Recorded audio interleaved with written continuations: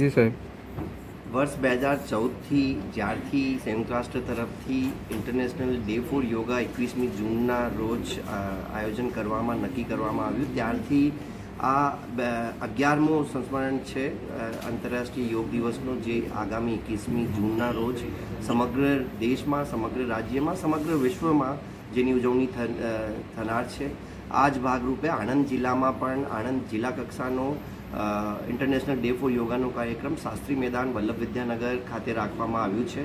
મારી આણંદ જિલ્લાના તમામ લોકોને અપીલ છે કે યોગાને પોતાના જીવનમાં એડ કરે અને આ ઇન્ટરનેશનલ ડે ફોર યોગાના કાર્યક્રમમાં પણ જોડીને બીજા લોકોને પણ યોગા જેના થકી માનસિક અને શારીરિક સ્વાસ્થ્ય આપણું ઇમ્પ્રૂવ કરી શકીએ અને આપણે એક સ્વસ્થ રાજ્ય, સ્વસ્થ રાષ્ટ્રનું નિર્માણ કરી શકીએ. તો તમામ લોકોને અપીલ છે, જિલ્લા કક્ષા ઉપરાંત દરેક તાલુકા હેડક્વાર્ટર, નગરપાલિકા મથકે પણ આંતરરાષ્ટ્રીય યોગ દિવસનો કાર્યક્રમ રાખવામાં આવ્યો છે.